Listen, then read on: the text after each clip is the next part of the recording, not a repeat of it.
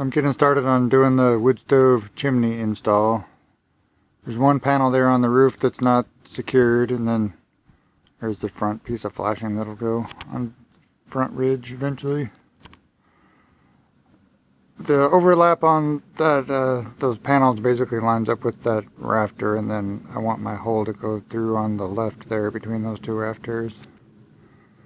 The ribs on the panel are 9 inches wide, and I need a 12-inch hole for the chimney penetration, so I want to line up that hole with one of the major ribs. That one right there, second from the right, so that then I can use the ribs on the other two sides to attach flashing to. Before we go inside here,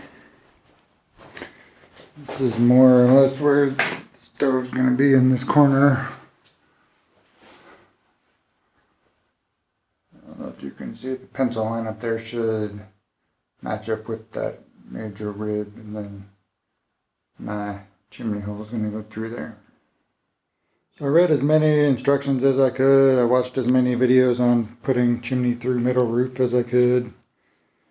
And it seemed like the most common recommendation was to get a silicone boot, which kind of fits snugly over your chimney pipe, and then you just kind of shape it to your roof and hit it with a pile of screws and a bunch of sealant.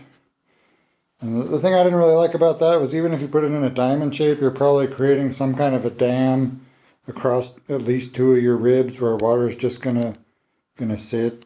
Also, the store where I saw one for sale wanted $190, which was, maybe I'm shopping at the wrong store, but that was enough to make me think about not buying it.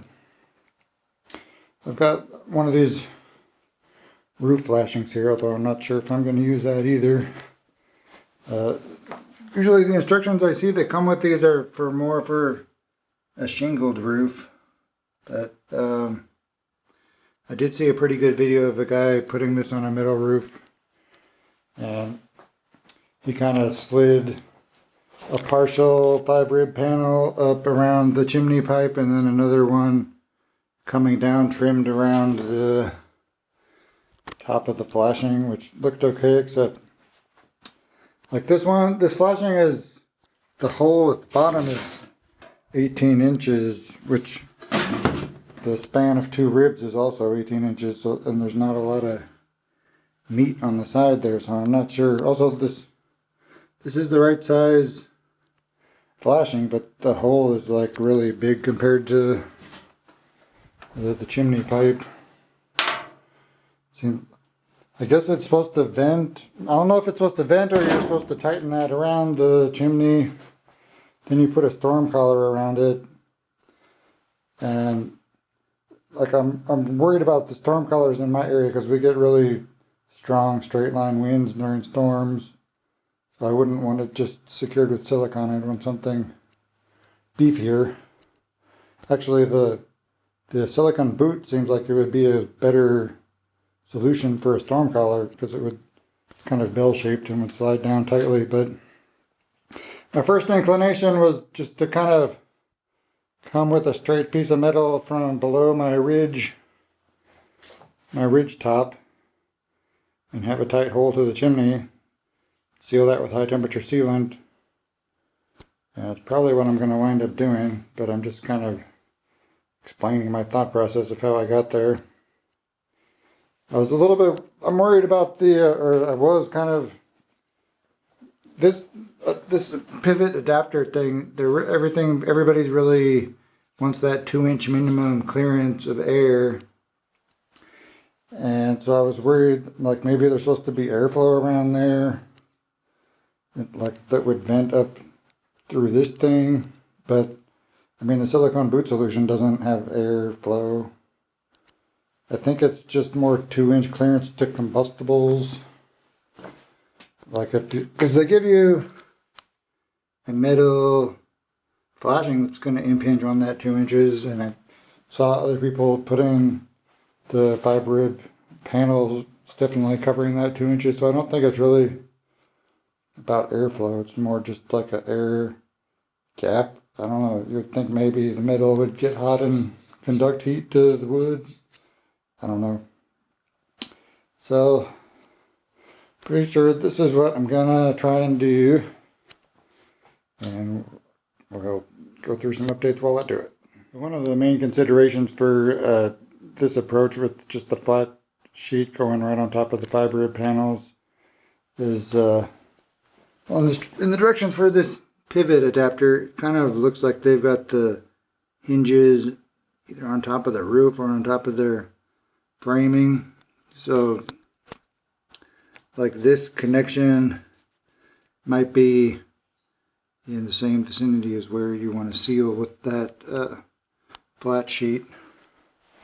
I'm planning on, I've got these flipped the other way, which is how I'm planning to do it. I've got about 3 or 4 inches right there, but my rafters are 2 by 6, so I've got some space to mount this lower, and then this connection will be below my roof. I got the gaping hole cut in my beautiful roof, and I'm going to trim back this tar paper just a little bit around the hole, and then put this other piece of sheet steel with the same size hole through there right on top of it, so that eventually I'm going to do fiber cement on the underside, inside.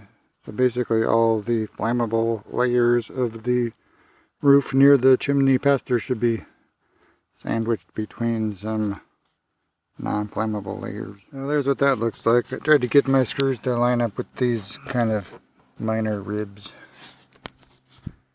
Here we are back indoors. I've added extra framing in between the rafters it's going to support the roof angle adapter, and then I fully trimmed out inside that area with some fiber cement scraps I had, so that'll be kind of a fire resistant material there.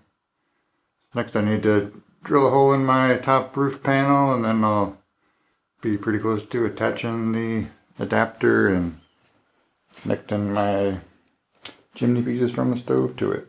Alrighty, so the roof adapter's installed, tightened down. I got all my indoor chimney pipes in there, although I still need to screw them together. They're there. I got my roof double insulated chimney piece up there, and the final fiber panels screwed down, so now I'm just getting ready to put this piece on there. Just doing a test fit of this final metal piece that's going to go on top, and we're looking pretty good. When I put it down finally, I'm going to try to get a bead of this high temperature silicone underneath that junction there, so it'll kind of sit down into it, and then I'll do another bead on top of that, obviously. And I'm going to do some more regular silicone down the 2 outside ribs there to hopefully prevent any wind-blown rain from getting underneath there. So I got this top flat piece of sheet installed around the chimney now. Wound up doing a few more screws than I would have hoped for, but there was some flex around the hole opening there, so I wanted to take that out so it wouldn't be stressing the silicone goop. I think it's looking alright. Got this ridge flashing, which will go finish across the top eventually. Need to wait for the silicone to cure, I think. And well, I'm messing around with the chimney support bracket because it does get really windy here, although it shouldn't necessarily be required. I would like to use it if I can, and probably try to tuck the feet up under the flashing as well, so that's where we're at. So I've been getting after it this morning. I got the chimney support installed and my front flashing on. I did a bead of silicone on top of the flat sheet underneath the ridge flashing. So that's all attached. I think I might clean up a little bit and probably just dump the rest of the high temperature silicone I have around there. I don't know if there's much logic in saving half a tube.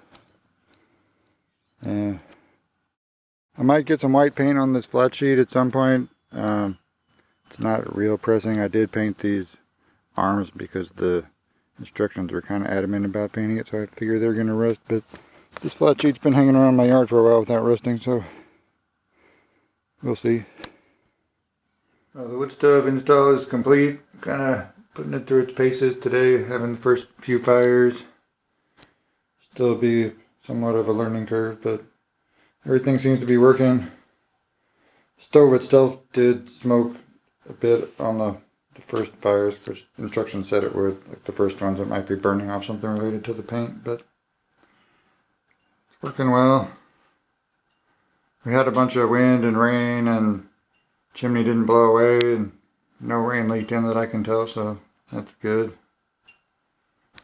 I was all ready to do a bunch of math to cut crazy ellipse shapes in my roof, but turned out with the roof pitch I have, like the 12-inch hole was only going to be less than 12 1/4 the long way, so just cutting slightly bigger holes worked for my situation. Chimney pipe does run kind of close to this cross supporting beam, so I've got a patch of fiber cement right there too, which I'll keep an eye on it. Hopefully it's sufficient. It's kind of unavoidable, but I don't think it's too risky. This is the Grand Teton Yellowstone model stove. Got it from Tractor Supply, which might be the only place you can get it.